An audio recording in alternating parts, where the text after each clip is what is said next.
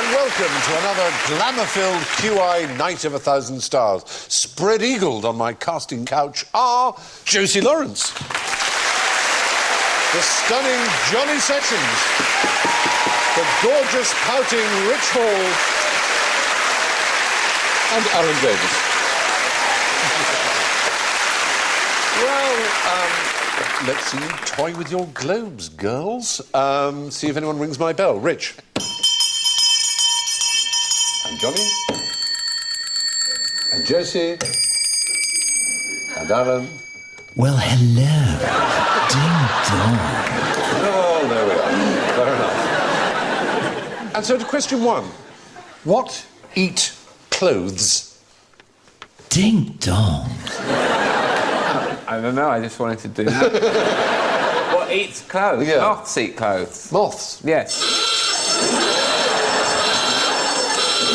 Oh, no, they don't. They make holes in them, though, don't they? Not moths, no, they're larvae. Their little caterpillars do, but not the moths. You see? You see? Lava. So by the time you see a moth, It never it's eats too clothes. late. And you very rarely do. They're only a quarter of an inch long, the actual moths. Supposedly there are fewer of them due to synthetic materials, which they don't eat, and dry cleaning. If you dry clean something, it works as well as a mothball. Really? That camphor naphthalene smell. I don't think I've ever smelt one. It's you not? horrible. It's like a dead body. Too young. If I've got a mothball in this hand and a mothball in that hand, what have I got?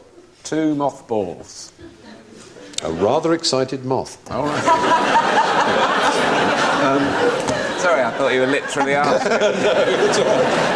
I've never smelt a dead body either. No, I haven't. I've never seen a dead body.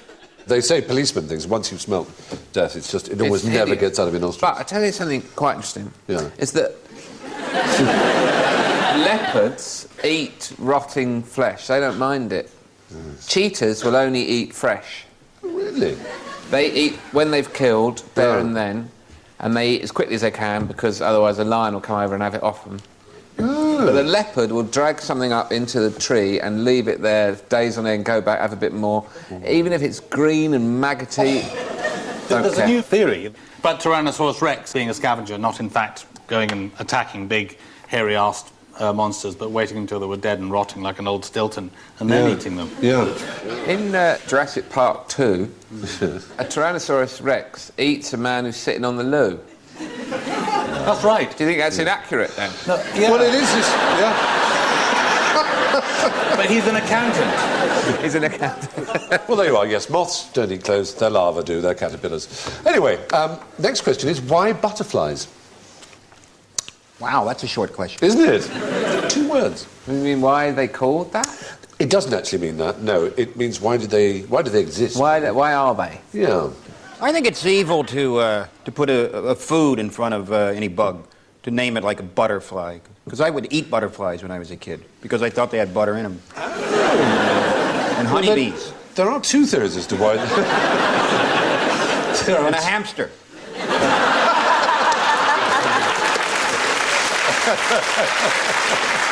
Because, you know, you're 4 years old, you don't know better. And we were poor. There are 2 theories as to why they're called butterflies. One is that it's from a Dutch word which means excretes butter. There was this theory that they actually shat butter early on. And the other is that it's from Anglo-Saxon, that the most common butterflies in England when the Anglo-Saxons invaded Britain were yellow and were butter-coloured. It's as boring as that. But no, the reason they exist, they're quite a late addition, as it were, to the family of creatures, What, compared to their 70s closest or something relations. like that? When do they start, then, butterfly? They were around when I was a kid. Yes. For 100 million years before butterflies evolved, moths had been around, and it's generally believed that butterflies were kind of an evolution from moths because moths have one big disadvantage. What is it about moths that's different from butterflies? Night, they go around at the night. In the night. Yeah, and they get eaten a lot. Butterflies go in the day. Yeah, and the moths have been eaten a lot by bats. By bats. And so the idea was that the butterfly... Bat's a bat. Yeah, there's a bat. Seen a moth there. Yep. Well, not seeing, but hearing. Yeah. It's heard a moth. It's Yeah. sensed a moth. Sensed a moth, exactly.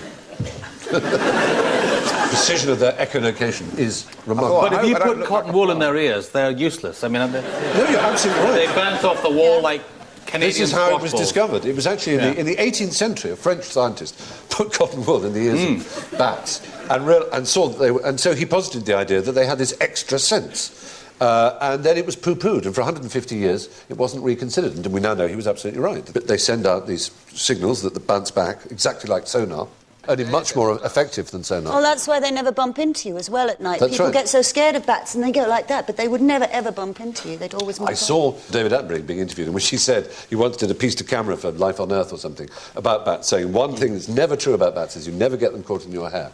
It's never true. They have such accurate bats. Stephen, can I tell you something about David Attenborough? Because he is my god. Ages ago, they're doing a column in one of the papers. Who would you most like to be like? And so I said, David Attenborough. I love the career he's had. I love his wisdom. I love his sense of adventure. And a couple of weeks later, the article came out. It was actually, who would you most like to look like? There's a lovely picture of me next to David, and then, like, Toya Wilcox next to Audrey Hepburn.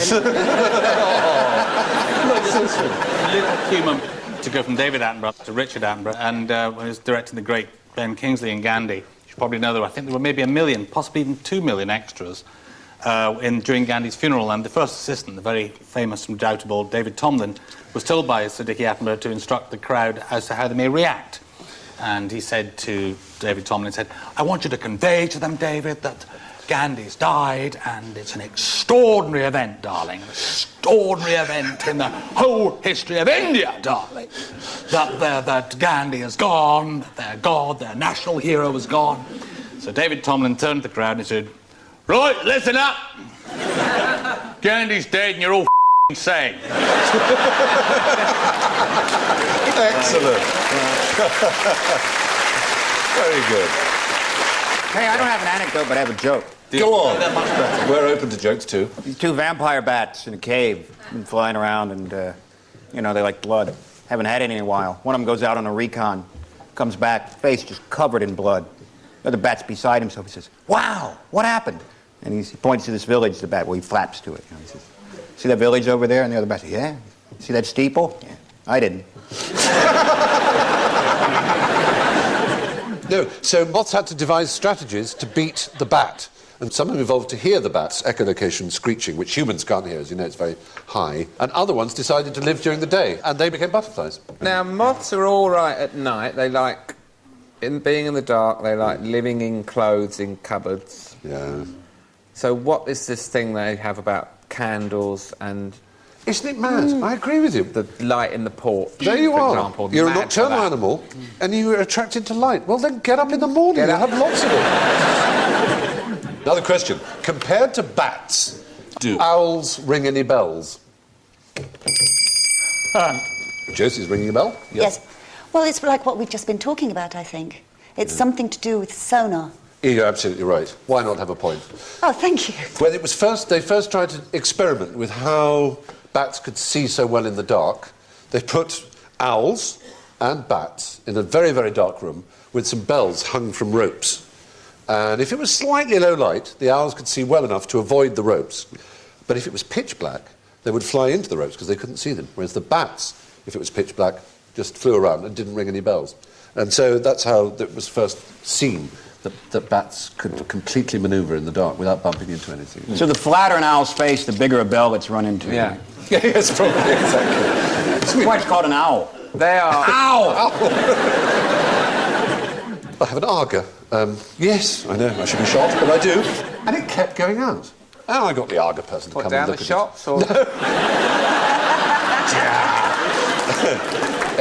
You're out shopping and you see your Arga. You rush over and just as you get there, it's not there and you keep losing it. So the Arga man kept coming and he kept saying it's perfectly fine. And it kept going out again. So eventually he said, I've got to stay overnight, he said. This wasn't, come on. He just said... Because he would come during the day, light it was perfect. In the morning, I'd ring him up and say it's gone out overnight, and he couldn't work it out. And what it turned out was it was an owl would roost on the top of the cowling of the flue, because it liked the warm air up it or whatever, and it would cover itself over it, and it would block it out and stop it. So it's a safety device if you block the chicken. The chicken? If you block it... the chimney of an argument goes out. Anyway, that's my owl Argus story. Wasn't worth telling. I'm pissed. Never mind.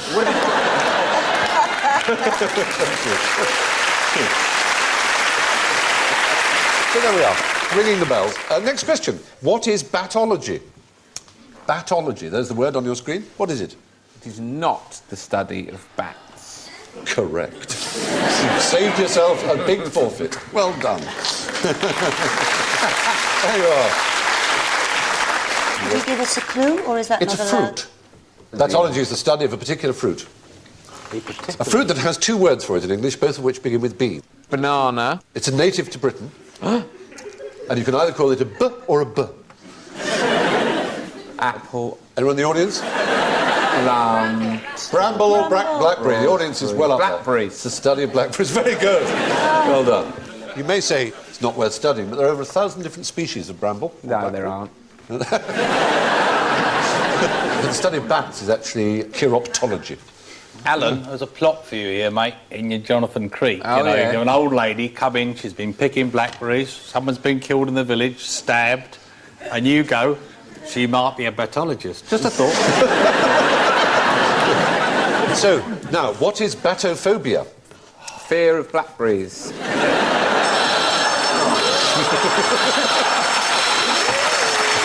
Oh, dear. I'm sorry. You ought to be right. You ought to be right. Surely no one's ever had fear of blackberries. Quite exactly, so it isn't. Now, batophobia is actually it's a fear of being close to tall buildings. Panic attacks, irregular heartbeat, sweating, nausea, and an overall feeling of dread. I've got it. Yeah. Other phobias like that are bathyphobia, the fear of depth, Alan. The fear of profundity of any kind. No. What is batology? Batology, spelled thus. Batteries, the study of batteries. No, it's not that. Nice thought. It is. There's no other word in English with B-A-double-T at the beginning. Battle? Battle is the other one. Baton? Batten. It reminds me of... Batten down the hatches is another one. Batten, Apart from those It three. reminds me of the story of someone who was saying that sugar is the only English word that begins with S-U, but where the S is pronounced sh, and someone called out, "Are you sure?" Batology means pointlessly repeating the same thing over and over again. Oh, my God. Batology means pointlessly repeating the same thing over and over again. Some people do that, don't they? I've got a friend who always repeats himself. His name's Dave, and we call him Dave Jarvu. Oh, very good. Very good. Is Dave aware he does it? Have you told Yeah, him? because people said to him, "You say everything twice, that's why we call you Dave Jarvu." I say everything twice. I say everything twice. Like, My brother Dave Jarvu, they call me Dave Jarvu. We're moving on to births, but first, Swedish Girls. What happened to every 8-year-old Swedish girl in the year 1994? Young Rich. From what I understand, there were no 8-year-old girls in 1994. Because in 1986, every child born in Sweden was a boy, just purely by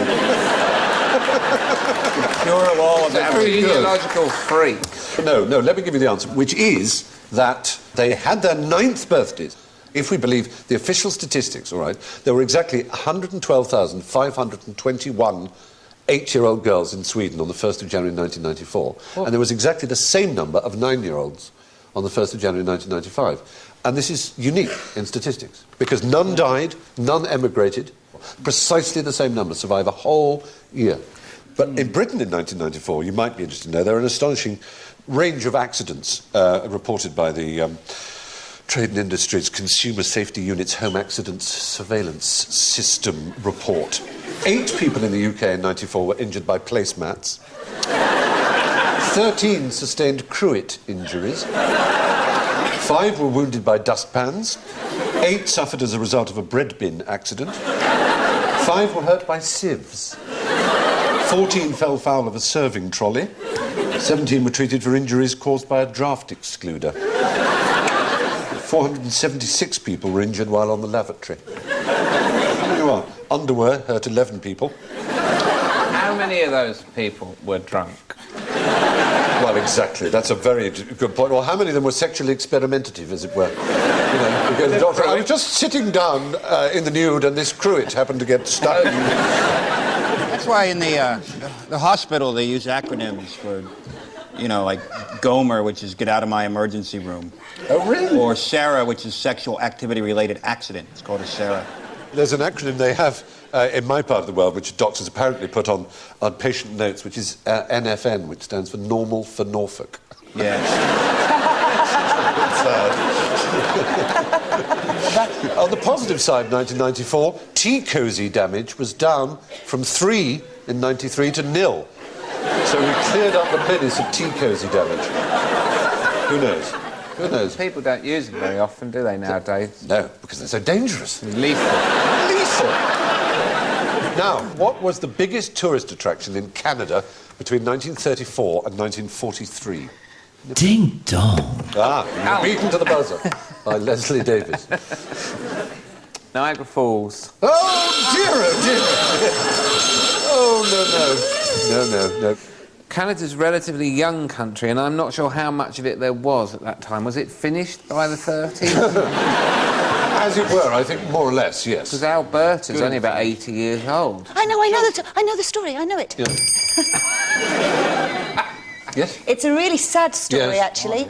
And they have sextuplets or octuplets? Quints, in fact. Quintuplets. Quintuplets. You're absolutely right. And everyone came to see There they them, are. and they were taken away from their parents and made to live in a house across Exactly the road. right. Exactly right. It was the Dions, they were known as. There were these 5 girls who were born from a single egg, to a rather poor family, and the father started talking about exhibiting them himself because they were very famous. In those days, before all kinds of fertility treatments, it was much rarer to have these kind of multiple births. So the government took over and put them in a hospital, and then slowly the hospital started to admit people, and it became the single biggest attraction in Canada. But after 9 years, the parents successfully got their girls back, but at the age of 18, they all left. 2 are still alive, but in 98, Mike Harris, who was the Prime Minister, travelled to apologise to the 2 remaining ones and give them $4 million as compensation and apologise on behalf of Canada. 4 million Canadian dollars. Canadian dollars. Not the US dollars are exactly worth singing Throw about them a these bone. days. Alan, question for you. Name all the events at the first recorded Olympic Games in the year 776 BC. Discus. How about I go? Javelin. No, try harder. Hammer. Oh, dear. No, I think that way madness lies. Running. Yes, but running is the answer. Running, there's running. Just one race. Just one race. And if you get the distance, I will be astonished. 200 metres. That's damn close. It's unfair. It's very unfair. I think you've taken enough forfeits because there was just one event and it was 192 metres. Which is the modern equivalent. It's a stadium, which is the length of the stadium. And that was the only race in the first Olympic Games. That was the Olympic Games. The first recorded one. Yeah. But they later developed, and indeed included discus and javelin and all wrestling and boxing and all the things you've mentioned. But unfortunately, the first recorded one was just one. When was the first recorded one? 776 BC. Now, the next question, which is a subsidiary to this first recorded Olympics, is what was the naked chef doing there? Ding dong. Yes. Is that a response to the buttocks or...? Yeah, the prime pair. For war. Naked cooking for the athletes. No, not quite. Preparing meals for the judges. Selling food to the audience. Won the race. Yes, quite right. The winner was a cook. Yep. His name was Coroebus of Elis, and he was a cook, and like all the contestants, was naked. They all ran in the nude. All ran in the nude. In How the nudie. wonderful. Even the trainers. I would like to have seen the triple jump. What about the pole vault? Oh, don't. Coroebus, of course, won by a short head. No, after his final spurt. No, shut up. Now, why is a marathon 26 miles and 385 yards long? I feel a trap coming. There's an utterly preposterous myth that it is the distance run from the Battle of Marathon back to Athens. The myth is that it was a man called Pheidippides who actually conducted the run to convey the news of the battle. Yes. And in fact, it was the Battle of Snickers, not Marathon. Exactly.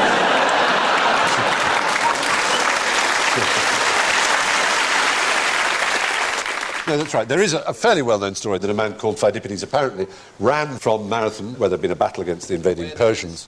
According to Herodotus, who was born 6 years after the battle, and whose account is the nearest we have to contemporary one, Pheidippides ran from Marathon to Sparta, which is actually about 145 miles. No way! Yeah. 145 miles. Yeah, and then he ran all the way back again because the Spartans were having a holy day. But he died under the same... But he didn't die. According to Herodotus, he didn't die. I thought he There's did no die. record of him dying at all, no. It was 500 years later in Plutarch and various other sources. This myth grew up. But the reason why the marathon is 26 miles, 385 yards is the British royal family.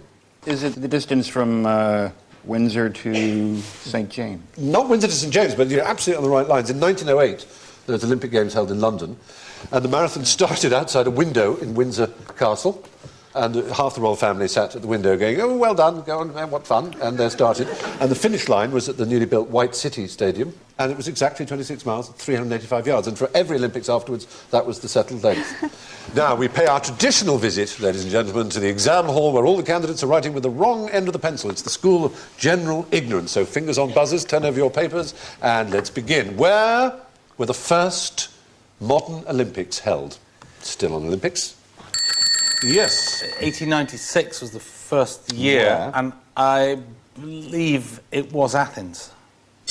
No. It's not correct, I'm afraid. No. Was it in Greece, though? No, it wasn't in Greece. I'm sorry about that. No. Was it London? No, you're in the right country, though. Damn. If you've got the place, I'd be very surprised. Johnny might, if I were to say A. Houseman, you might get the place. Salisbury? Nope. Shropshire. Shropshire is the right answer. Much Wenlock, as in on Wenlock Edge. Wenlock Edge. The town of Much Wenlock from the year 1850 held Olympic Games. It's an extraordinary man called Dr. W.P. Brooks. 1896 was the first Olympics. And so people suggest, but Baron Coubertin, who was the founder, supposedly, of the modern Olympic movement, and he wrote about W.P. Brooks. Much Wenlock is a town in Shropshire, a county on the borders of Wales, and it's the Olympic Games that modern Greece has not yet been able to revive. He wrote this in 1890, Coubertin. Still survive today. It is due not to a Greek, but to W.P. Brooks. It is he who inaugurated them 40 years ago. And it is he, now 82 years of age, still alert and vigorous, who continues to organise and inspire them. So Coubertin came to Wenlock Edge, and he, being a baron, having influence and political connections, was able to do what this little country parson was not able to do, which was to get the rest of the country, the rest of the world. But King George I of Greece, of the Hellenes, sent a silver medal to be a prize at the Wenlock Olympics. So for 46 years before the first Athens Olympiad, as it's counted, there were Olympic Games that are recognised by the very man who is known as the father of the Olympic movement. Gosh. So let's hear it from That's W.P. wonderful. Brooks. But he died just a year before the Athens Olympics. 2012, Hackney. Yeah, could be, couldn't it? Could be Hackney. Could be. Nothing wrong with Hackney. What I a live in Hackney. shithole. Kayaking down the Lee River. I used to live in Hackney. You can develop film in the Lee River, but you can't kayak down it. Now, here's a question. Why was King Charles XIV of Sweden ashamed of his tattoo? It's Dudley Moore, isn't it? Charles XIV of Sweden. Well, of course, Bernadotte, one of Napoleon's have the right generals, answer. went to become king of Sweden. He did. And did Charles XIV, was that Bernadotte? It was. And he had a tattoo, I love Napoleon, on his arse. No. He wasn't appointed by Napoleon. He was actually appointed by the ailing Charles XIII. Napoleon regarded it as a joke. But Bernadotte had been a young revolutionary, a Jacobin. And he had a tattoo that said, "Death to Kings," as a young man. Wow. Then he was adopted by the old King of Sweden, Charles XIII, became Charles XIV, and was incredibly successful, and completely backed away from France, had an alliance with England, the Great with Coalition. Russia, invaded Norway, became King of Norway as well, and the Bernadotte family still rules Sweden. Yeah. They are still the kings. Very confusing, that period, because, I mean, Napoleon had Irish generals, he even had a Scottish general. Yeah. You know, just because you came from somewhere, you didn't have to fight for their army. No, indeed. Here's a question. Which Scandinavian king might you have in your mobile phone? Johnny? Gustavus Adolphus? No. King Nokia. No. No, it would be King Ericsson. No, yes, I mean... King Motorola. No, actually in it, not as a make-off. King Sim. No. There was a King Harold who had a nickname.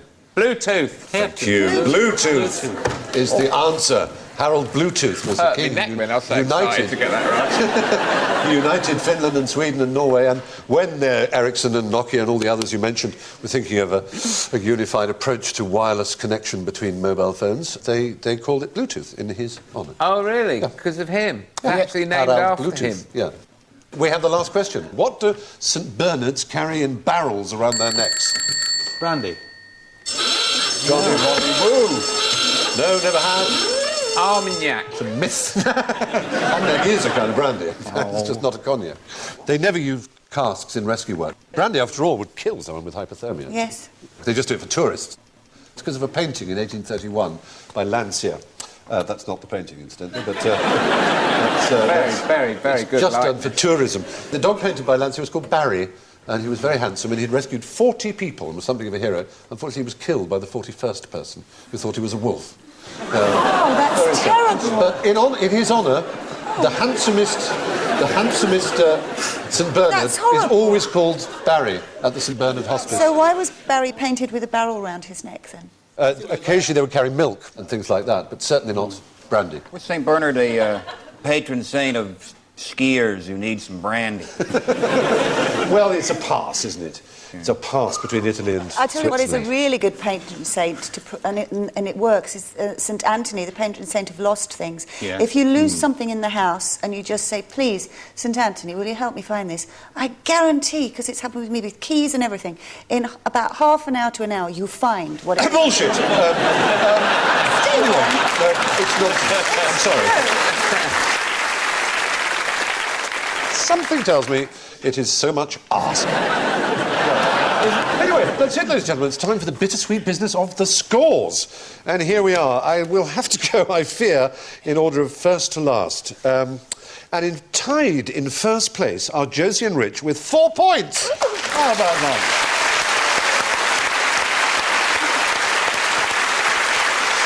In third place, despite some magnificent knowledge, he did plunge into our traps a few times with minus 14. It's Johnny Sessions.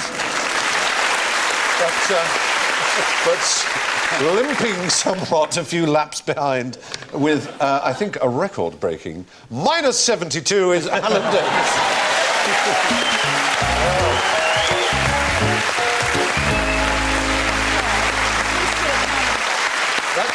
That's all from Rich, Johnny, Josie, Alan and myself. I'll leave you with this quite interesting thought. Good night.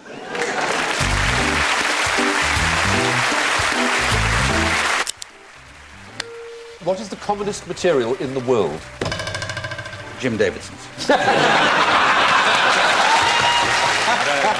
Let's have a real answer. No, I can't better that. That was it. More cruel but really interesting stuff from QI over on BBC4 now. And there's some unique prizes to be won in the quite interesting quiz. Find out more by visiting the website at bbc.co.uk/QI.